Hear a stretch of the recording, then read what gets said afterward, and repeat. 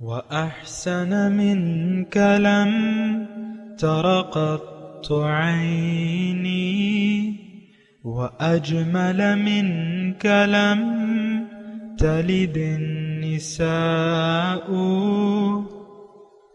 خلقت مبرأ من كل عيب، خلقت مبرأ من كل عيب، كأنك قد خلقت كما تشاء. كتاب أنزلناه إليك مبارك ليدبروا آياته وليتذكر أولو الألباب. یہ کتاب برکت والی ہے جسے ہم نے آپ کی طرف نازل فرمایا ہے تاکہ دانش مند لوگ اس کی آیتوں میں غور و فکر کریں اور نصیحت حاصل کریں۔ اللہم صلی علی سیدنا محمد وعلی آل سیدنا محمد بعدد کل ذرۃ مئۃ الف الف مرۃ۔ سامعین و ناظرین کرام، السلام علیکم ورحمۃ اللہ وبرکاتہ۔ سامعین کرام، سورہ اسرا آیت نمبر 1 حصہ چہارم، درس نمبر 12-20۔ آج کا موضوع، کیا ہم نے نفسانی خواہشات کو اپنا خدا بنا لیا ہے؟ اس کے ساتھ آج کے سبق کا آغاز کرتے ہیں۔ سب سے پہلے گزشتہ سبق کا اعادہ ہوگا۔ اعوذ باللہ من الشیطان الرجیم۔ پناہ مانگتا ہوں میں اللہ کی شیطان مردود سے۔ بسم اللہ الرحمن الرحیم۔ شروع اللہ کے نام سے جو بڑا مہربان نہایت رحم والا ہے۔ سبحان الذی اسری بعبده لیلا من المسجد الحرام الى المسجد الاقصى الذي باركنا حوله لنريه من آیاتنا انه هو السمیع البصیر۔ وہ ذات پاک ہے جو ایک رات اپنے بندے کو مسجد الحرام یعنی خانہ کعبہ سے مسجد اقصی یعنی بیت المقدس تک، جس کے گردا گرد ہم نے برکتیں رکھی ہیں، لے گیا تاکہ ہم اسے اپنی قدرت کی نشانیاں دکھائیں۔ بے شک وہ سننے والا اور دیکھنے والا ہے۔ سامعین کرام، سورہ اسرا آیت نمبر 1، لفظی ترجمہ: سبحان الذی اسری بعبدہ لیلا من المسجد الحرام الی المسجد الاقصی۔ پاک ہے وہ ذات جس نے راتوں رات سیر کرائی اپنے بندے کو مسجد حرام سے مسجد اقصی کی طرف، بارکنا حولہ، جس کے ارد گرد کو ہم نے بابرکت بنا دیا ہے، لنریہ من آیاتنا، تاکہ ہم اسے اپنی نشانیاں دکھائیں، انہ هو السمیع البصیر، بے شک وہ سننے والا اور دیکھنے والا ہے۔ ہم بات کر رہے تھے سامنے کرام معراج کی۔ حضور صلی اللہ علیہ وسلم کی معراج دراصل امت کی معراج ہے۔ ہم سب دنیا میں معراج کے لیے، اپنی معراج کی تیاری کے لیے آئے ہیں، اور ہم نے اس کے لیے جد و جہد بھی کرنی ہے، محنت بھی کرنی ہے۔ تو اچھا، میں گزشتہ سبق میں لنریہ من آیاتنا پہ بات کر رہا تھا کہ دیکھیں، اللہ کی نشانیاں تو ہمارے سامنے موجود ہیں۔ اللہ کی نشانیاں جو ہیں وہ آپ کو نظر آنی چاہیے۔ اللہ تعالیٰ نے فرمایا سنریہم آیاتنا فی الآفاق وفی انفسہم حتی یتبین لہم انہ الحق۔ ان کو ہم اپنی نشانیاں دکھائیں گے جلد، یقیناً، آفاق میں بھی اور انفس میں بھی، تاکہ ان کو یقین آ جائے کہ یہ معاملہ حق ہے۔ اس کی میں زیادہ تفصیل نہیں کر رہا، لیکن میں آپ کو صرف یہ کہہ رہا ہوں کہ سنریہم آیاتنا، یہاں کیا ہے؟ لنریہ من آیاتنا، سنریہم آیاتنا فی الآفاق وفی انفسہم۔ تو دیکھیں، جب اللہ تعالیٰ کی نشانیوں میں ہم غور کرتے ہیں، اللہ کی تخلیق میں ہم غور کرتے ہیں، یتفکرون فی خلق السماوات والارض، ان فی خلق السماوات والارض واختلاف اللیل والنہار والفلک التی تجری فی البحر بما ینفع الناس وما انزل اللہ من السماء من ماء فاحیا بہ الارض بعد موتها لآیات لقوم یتفکرون، اور کما قال ایسی آیت ہے.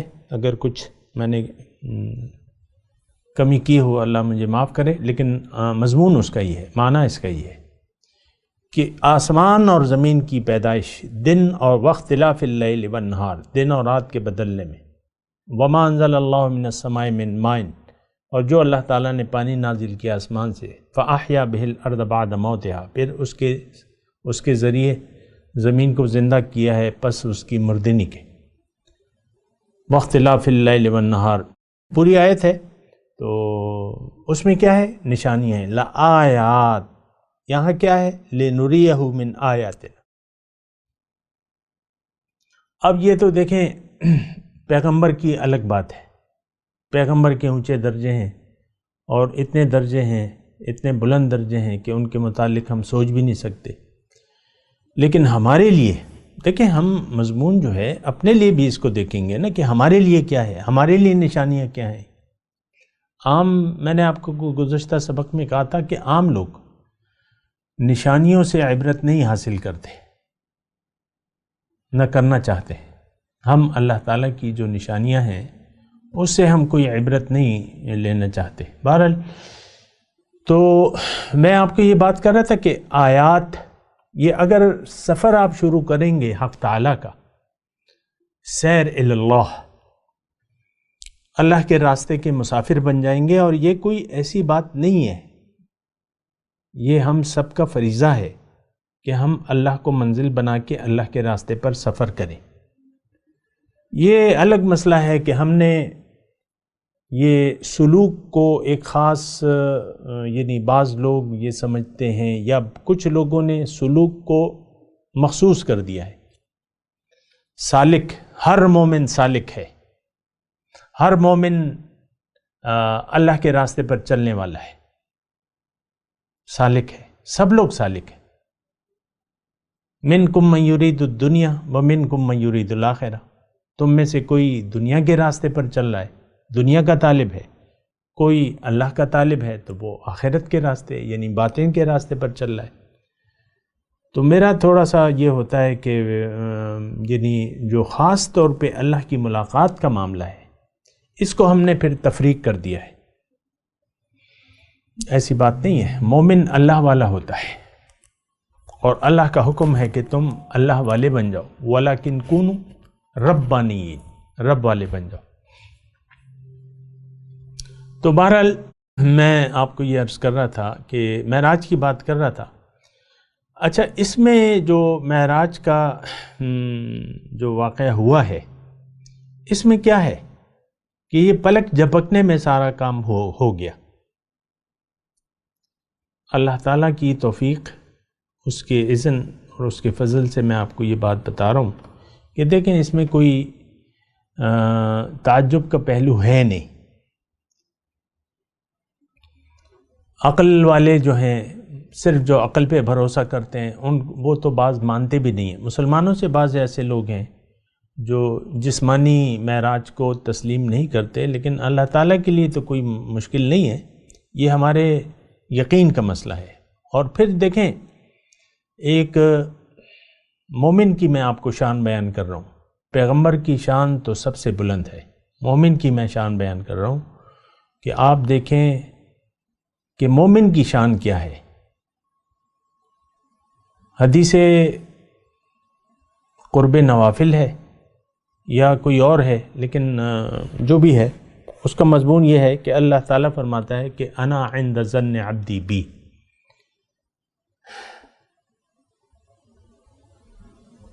میں بندے سے اس کے گمان کے مطابق سلوک کرتا ہوں.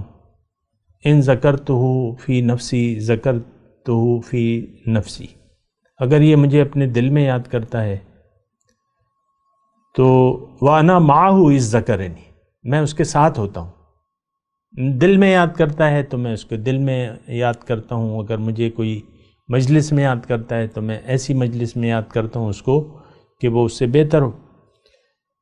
پھر اللہ تعالیٰ فرماتا ہے کہ جب بندہ میرے قریب آتا ہے تو میں اس کی آنکھیں بن جاتا ہوں، مجھ سے دیکھتا ہے، میں اس کے ہاتھ بن جاتا ہوں، میں اس کے کان بن جاتا ہوں، مجھ سے سنتا ہے، میں اس کے ہاتھ بن جاتا ہوں، مجھ سے پکڑتا ہے، میں اس کے پاؤں بن جاتا ہوں، مجھ سے چلتا ہے۔ یہ حدیث آپ نے سنی ہوگی شاید، بہرحال ابھی میں نے آپ کو سنا دی، مستند متفق علیہ حدیث ہے، کوئی اس میں اشکال نہیں ہے۔ اور یعنی یہ پھر اس کی طاقت جو ہوتی ہے وہ الہی طاقتیں ہو جاتی ہیں، اس حدیث کی روح سے الہی طاقت، نظر اللہ کی، ہاتھ اللہ کے، کان اللہ کے، پاؤں اللہ کے۔ تو اس میں معراج کا کیا معنی ہے؟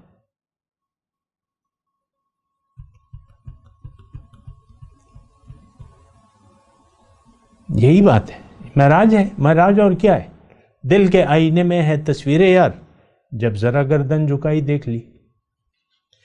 تو خیر میں اس کی زیادہ یعنی عام طور پہ یہ باتیں جو ہیں یہ خاص ہیں، خاص، اور لوگ تو عام، مطلب ہم سب لوگ دنیا دار لوگ ہیں اور زیادہ خاص باتیں عام لوگوں کی مجلس میں نہیں کی جاتی، تو میں اپنی بات کو یہیں تک محدود رکھتا ہوں۔ لیکن ایک میں نے حدیث آپ کو سنا دی تو اس میں کوئی تعجب کی بات نہیں ہے۔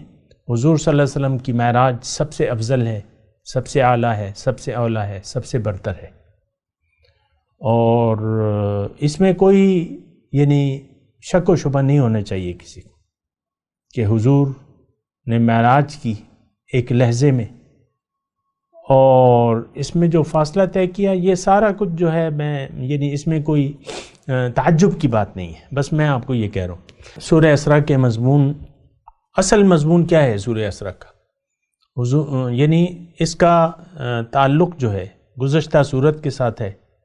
آپ کو میں نے بتایا گزشتہ صورت میں ان اللہ یأمر بالعدل والاحسان وایتاء ذی القربى وینہی عن الفحشاء والمنکر والبغی، تو وہاں سے مضمون شروع ہوا تھا توحید کی بنیاد پر انسان کو زندگی کیسی گزارنی چاہیے، اور دوسری بات یہ ہے کہ توحید کی بنیاد پر انسان کو زندگی گزارنی چاہیے۔ میں تھوڑا سا ترجمہ آپ کو کر دوں تو میرے خیال سے زیادہ بہتر ہے۔ وَآتَيْنَا مُوسَى الْكِتَابَ، اور میں نے دی موسیٰ علیہ السلام کو کتاب، وَجَعَلْنَاهُ هُدًى لِبَنِي اسرائیل، بنی اسرائیل کے لیے ہم نے اسے ہدایت بنا دیا۔ اللہ تتخذوا من دونی وکیلا، کہ میرے سوا کسی کو اپنا کارساز نہ بنانا۔ ذریۃ من حملنا مع نوح، تم لوگ ان لوگوں کی نسل ہو جن کو ہم نے نوح کے ساتھ سوار کیا تھا کشتی میں۔ انہ کان عبدا شکورا، بے شک وہ شکر گزار بندہ تھا۔ وقضینا الی بنی اسرائیل، اور ہم نے بنی اسرائیل کو یہ بات کتاب میں بتلا دی تھی۔ لتفسدن فی الارض مرتین، تم ضرور ملک میں 2 مرتبہ خرابی کرو گے۔ وَلَتَعْلُنَّ عُلُوًّا كَبِيرًا، اور بڑی سرکشی کرو گے۔ فَإِذَا جَاءَ وَعْدُ أُولَاهُمَا، پھر جب پہلا وعدہ آیا، بَعَثْنَا عَلَيْكُمْ عِبَادًا لَنَا، تو ہم نے تم پر اپنے بندے سخت بھیجے، عبادًا لنا، اپنے بندے بھیجے، اولی بأس شدید، جو سخت لڑائی والے تھے۔ فجاسو خلال الدیار، وہ تمہیں مارنے کے لیے تمہارے گھروں میں گھس گئے۔ وکان وعدا مفعولا، اور اللہ کا وعدہ تو پورا ہونا ہی تھا۔ ثم رددنا لکم الکرۃ، پھر میں نے تمہیں دشمن پر غلبہ عطا فرمایا دوبارہ۔ وَأَمْدَدْنَاكُمْ بِأَمْوَالٍ وَبَنِينَ، اور تمہیں مال اور اولاد میں ترقی دی۔ وَجَعَلْنَاكُمْ أَكْثَرَ نَفِيرًا، اور تمہیں بڑی جماعت والا بنا دیا۔ إِنْ أَحْسَنْتُمْ أَحْسَنْتُمْ لِأَنفُسِكُمْ، اگر تم نے بھلائی کی تو تم اپنے لیے ہی کرو گے۔ وَإِنْ أَسَأْتُمْ فَلَهَا، اور اگر برائی کرو گے تو وہ بھی، اس کا وبال بھی تم پر ہوگا۔ فَإِذَا جَاءَ وَعْدُ الْآخِرَةِ، تو جب دوسرا وعدہ آیا لیسوء وجوہکم، تاکہ تمہارے چہروں پر رسوائی ہم پھیر دیں، ولیدخلوا المسجد، اور وہ تمہارے دشمن مسجد میں گھس جائیں، مسجد اقصی میں، بیت المقدس میں، کما دخلوہ اول مرۃ، جس طرح وہ پہلی بار گھس گئے تھے، ولیتبروا ما علوا تدبیرا، اور جس چیز پر وہ قابو پائیں اس کا ستیہ ناش کر دیں۔ عسیٰ ربکم ان یرحمکم، اب تمہارا رب قریب ہے کہ تم پر رحمت کرے، وَإِنْ عُدْتُمْ عُدْنَا، اور اگر تم پھر وہی کرو گے تو ہم بھی پھر وہی کریں گے، وَجَعَلْنَا جَهَنَّمَ لِلْكَافِرِينَ حَصِيرًا، اور ہم نے دوزخ کو کافروں کے لیے قید خانہ بنایا ہے۔ آیت نمبر 8، آیت نمبر 2 سے آیت نمبر 8 تک یہ مضمون ہے۔ تھوڑا سا اس مضمون کو سمجھے کہ اس کا مدعا کیا ہے، اس میں اللہ تعالیٰ نے یہ بنی اسرائیل کا جو واقعہ ہے یہ کیوں بیان کیا ہے، اس کی کیا وجہ ہے، ہمارے لیے اس میں کیا سبق ہے۔ دیکھیں اصل میں تو یہ اگر آپ کو غور کریں اور آپ کو یاد ہو تو میں نے آپ کو بتایا تھا کہ اس سورت کا نزول 12 نبوی میں ہے۔ اب 12 نبوی 13 نبوی میں ہجرت ہے، اور پھر مدینے میں ایک جماعت بن جاتی ہے، اور 7-8 سال میں اللہ تعالیٰ حضور صلی اللہ علیہ وسلم کو غالب کر دیتا ہے تمام عرب پر، عرب اور اس کے جو بھی گرد نواح کے لوگ ہیں نا، مکے جو بھی ہیں۔ تو یہ ایک تو یہ بات نوٹ کر لیں کہ یہ گزشتہ قوم کا حال اللہ تعالیٰ بیان کر رہا ہے اس قوم کے لیے، ہمارے لیے، اور اس میں چند باتیں جو ہیں وہ قابل غور ہیں، یعنی اسباق ہیں، اسباق، اور اسباق کیا ہیں، یعنی سبق کیا ہے۔ ایک تو بنیادی طور پہ یہ نقطہ قابل نوٹ ہے کہ آپ کو معلوم ہونا چاہیے کہ انسان کو اللہ تعالیٰ نے کیوں بنایا ہے اور اس کی کامیابی کس میں ہے۔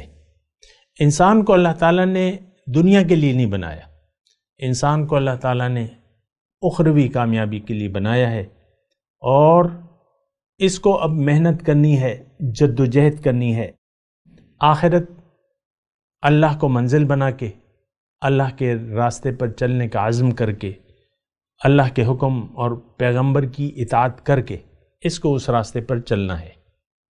اب اللہ تعالیٰ کی چاہت تو یہ ہے، جو انسان فرما برداری کا راستہ اختیار کر لیتا ہے، تھوڑا سا یہ مضمون میں بنیادی طور پہ بیان کر رہا ہوں،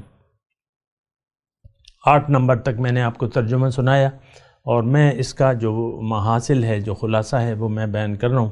اس میں کیا اللہ تعالیٰ کس کو سنوا رہا ہے، یہ واقعہ کیوں سنوا رہا ہے، ہمارے لیے اس میں کیا سبق ہے، تو وہی بات میں کر رہا ہوں دوبارہ۔ اصل میں یہ ہے نا کہ ہم غور تو اتنا نہیں کرتے، سرسری طور پہ قرآن کی تلاوت کر لیتے ہیں، اس میں اتنا غور نہیں کرتے، کرنا چاہیے، کیونکہ یہ اللہ کا کلام ہے۔ ہدایت کی، یعنی اگر انسان ہدایت کا اتباع کرے، اللہ کے حکم اور رسول کے طریقے کے مطابق زندگی گزارے، تو اس کی کامیابی یقینی ہے دنیا اور آخرت میں۔ لیکن اگر یہ اللہ کی نافرمانی کا راستہ اختیار کرتا ہے اور اللہ کے حکم کو نظر انداز کر دیتا ہے، نبی کی اطاعت کو بھی نظر انداز کر دیتا ہے، تو پھر اس کی دنیا اور آخرت میں نقصان ہے، خسر الدنیا والآخرہ۔ اچھا، اب اگر کوئی اقرار کر کے انکار کر دے، یعنی مسلمان ہو جائے اور پھر اسلام کے طریقے پر نہ چلے، یہ ہمارے لیے سبق ہے، یعنی یہ اللہ کی سنت ہے کہ جو لوگ انکار کا راستہ اقرار کرتے ہیں، چاہے وہ اپنے آپ کو جو بھی نام دیں، اللہ کا عذاب دنیا اور آخرت میں ان پر یقینی ہے۔ یہ ایک بات نوٹ کر لیں، قیامت تک اللہ تعالیٰ کی یہی پالیسی۔ عذابات کی شکلیں مختلف ہو سکتی ہیں، لیکن عذاب لازمی ہے۔ اور اس میں آپ کو ایک اور بات بتاؤں، دیکھیں دنیا لعنتی ہے، اللہ کی یاد اگر نہ ہو تو یہ دنیا ملعون ہے۔ اور جو کچھ اس میں ہے وہ ملعون ہے۔ تو آپ اگر اللہ کی یاد سے جڑ گئے اور پھر آپ نے دنیا کو استعمال کیا آخرت کے لیے، تو اس میں آپ کی بھلائی ہے، آپ کی کامیابی ہے۔ لیکن اگر آپ نے آخرت کو نظر انداز کر دیا اور دنیا کو منزل بنا لیا اور اللہ کے حکم اور نبی کے طریقے کے خلاف آپ نے زندگی گزارنے کا فیصلہ کر لیا، تو دنیا اور آخرت کے میں عذاب آپ پر لازمی ہے۔ میں آپ کو دوبارہ کہہ رہا ہوں کہ عذاب کی مختلف شکلیں ہوتی ہیں، لیکن پالیسی یہی ہے اللہ تعالیٰ کی۔ اور یہ جو آئی ہے نا، یعنی ابھی ہم نے پڑھا وَإِنْ عُدْتُمْ عُدْنَا، اگر تم دوبارہ وہ کرو گے، عَسَىٰ رَبُّكُمْ أَن يَرْحَمْكُمْ، اللہ تعالیٰ تم پہ رحمت کرے گا اگر تم اللہ کی اطاعت شروع کر دو گے۔ لیکن اگر تم نافرمانی کرو گے، زیادتی کرو گے، تو اللہ تعالیٰ کا عذاب جو ہے وہ پھر لازمی ہے۔ یہ میں بار بار آپ کو کہہ رہا ہوں، مجھے یقین نہیں ہے کہ آپ کو اس بات چیت پر میرے کچھ یقین کی حد تک آپ اسے سن رہے ہوں۔ بہرحال وہ میں کر رہا ہوں، آپ سے بات بتا رہا ہوں، آپ کو قرآن سے بتا رہا ہوں۔ قرآن میں آیت ہے بالکل واضح، وَإِسْتَعَذَّنَ رَبُّكُمْ لَئِن شَكَرْتُمْ لَأَزِيدَنَّكُمْ وَلَئِن كَفَرْتُمْ إِنَّ عَذَابِي لَشَدِيدٌ۔ اور جب تمہارے رب نے اذن عام کر دیا، اپنا فیصلہ سنا دیا کہ اگر تم شکریہ کی روش اختیار کرو گے تو میں تم پہ اپنی رحمت برساؤں گا، مزید ہدایت دوں گا، یعنی اگر تم صحیح راستہ اپنا لو گے تو میں مزید تمہیں ہدایت سے نوازوں گا۔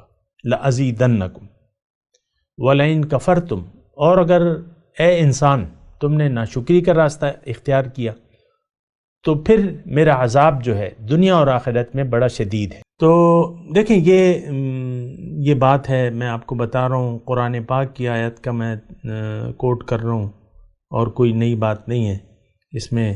قرآن میں ہمارے لیے نصیحت ہے، جو عذاب کے قابل ہیں وہ بھی اللہ تعالیٰ نے بیان کر، جو عذاب کی باتیں ہیں وہ بھی اللہ تعالیٰ نے بیان کی ہے واضح طور پہ، اور جو ثواب کی باتیں ہیں، جو اجر کی باتیں ہیں، وہ بھی اللہ تعالیٰ نے بیان کی ہیں۔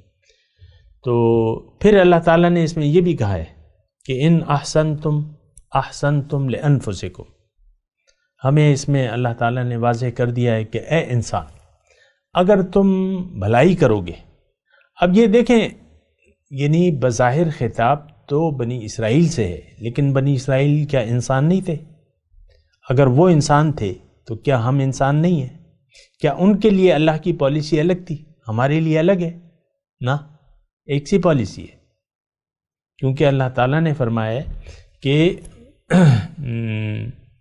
وَلَن تَجِدَ لِسُنَّتِ اللَّهِ تَبْدِيلًا وَلَن تَجِدَ لِسُنَّتِ اللَّهِ تَحْوِيلًا، اللہ کی جو طریقہ ہے وہ بدلتا نہیں ہے، جو اصول ہیں، جو پالیسی ہیں، ایک بات نوٹ کر لیں، اللہ تعالیٰ نے ہمیں پیدا فرمایا ہے، اور ہماری کامیابی کے لیے کوئی اصول دنیا میں اور ناکامی کے بھی اصول اللہ تعالیٰ نے معین کر دیے ہیں، اور بالکل واضح طور پہ اللہ تعالیٰ نے بیان کر دیے ہیں۔ من یطع اللہ ورسولہ فاولئک مع الذین انعم اللہ علیہم من النبیین والصدیقین والشہداء والصالحین وحسن اولئک رفیقا۔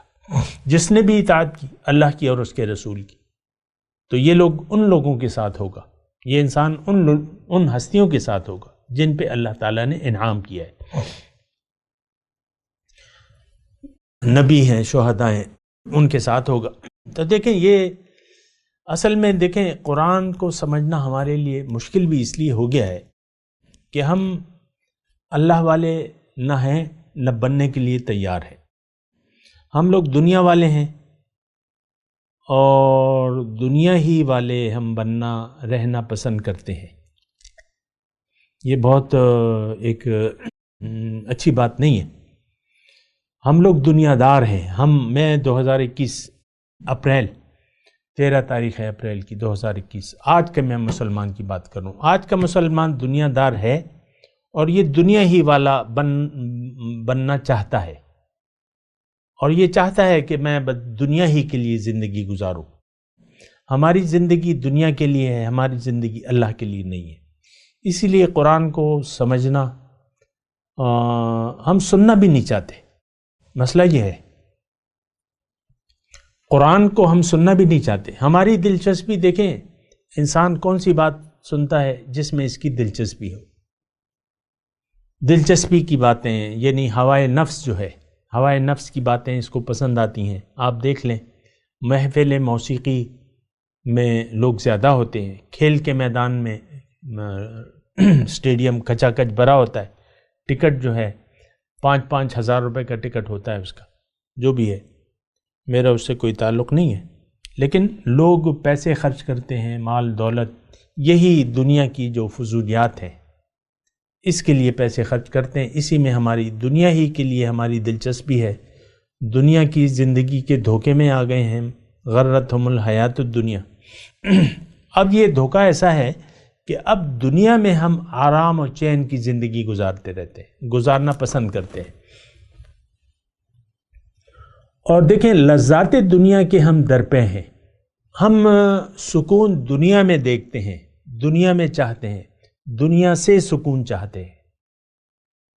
آپ دیکھ لیں آپ کے کیا آئیڈیل ہیں، کن چیزوں میں آپ راحت، خوشی اور سکون محسوس کرتے ہیں یا دیکھنا چاہتے ہیں۔ ساری دنیا کی چیزیں ہیں، وہ چیزیں جس میں آپ لذتیں، مزہ، تو یہ تو آپ ساری دنیا میں دیکھتے رہتے، دنیا کی چیزوں میں۔ بڑا مزے کا کھانا تھا، بڑے مزے کے چاول تھے، بڑا مزہ آیا، کھیل بڑا مزہ آیا، کھیل کھیلا بڑا مزہ آیا، لباس پہن لیا بڑے مزے کا لباس ہے، فیشن، اور یہ ساری مطلب ایک دو چیزیں تو نہیں ہیں۔ تو میں آپ کو یہ کہہ رہا ہوں، یہ جو آیات اب ہم پڑھ رہے ہیں، آیت نمبر یہ شروع ہو رہی ہے 2 نمبر سے 8 نمبر تک آیات ہیں۔ ابھی میرا اس میں مضمون جاری ہے، لیکن میں آپ کو اس تمام آیات کی جو مقصد ہے وہ بتانا چاہ رہا ہوں، اور ابھی میرا وقت اختتام پذیر ہے، میں تلاوت کرتا ہوں، میرے ساتھ دہرائیے۔ اعوذ باللہ من الشیطان الرجیم، بسم اللہ الرحمن الرحیم، سبحان الذي أسرى بعبده ليلا من المسجد الحرام إلى المسجد الأقصى الذي باركنا حوله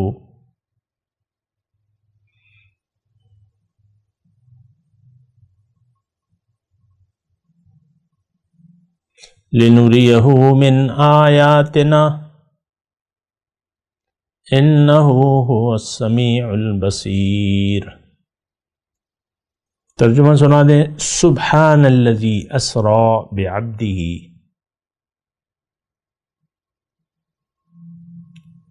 پاک ہے وہ ذات جس نے راتوں رات سیر کرائی، رات کے ایک حصے میں، من المسجد الحرام الى المسجد الاقصی، مسجد حرام سے مسجد اقصی تک، بارکنا حولہ، جس کے ارد گرد ہم نے برکت رکھی ہے، لنریہ من آیاتنا، تاکہ ہم اسے اپنی نشانیاں دکھائیں، انہ هو السمیع البصیر، بے شک وہ سننے والا اور دیکھنے والا ہے۔ اب ان آیت کی تلاوت اور ترجمہ۔ اعوذ باللہ من الشیطان الرجیم، پناہ مانگتا ہوں میں اللہ کی شیطان مردود سے۔ بسم اللہ الرحمن الرحیم، شروع اللہ کے نام سے جو بڑا مہربان نہایت رحم والا ہے۔ سبحان الذی اسری بعبده لیلا من المسجد الحرام الى المسجد الاقصى الذي باركنا حوله لنريه من آیاتنا إنه هو السميع البصير۔ وہ ذات پاک ہے جو ایک رات اپنے بندے کو مسجد الحرام یعنی خانہ کعبہ سے مسجد اقصی یعنی بیت المقدس تک جس کے گردا گرد ہم نے برکتیں رکھی ہیں لے گیا تاکہ ہم اسے اپنی قدرت کی نشانیاں دکھائیں۔ بے شک وہ سننے والا اور دیکھنے والا ہے۔ اس کے ساتھ ہی آج کے درس کا وقت اختتام کو پہنچا۔ اگلے درس میں انشاءاللہ ملاقات ہوگی۔ وآخر دعوانا ان الحمد للہ رب العالمین۔ مولاي صل وسلم دائما ابدا على حبيبك خير الخلق كلهم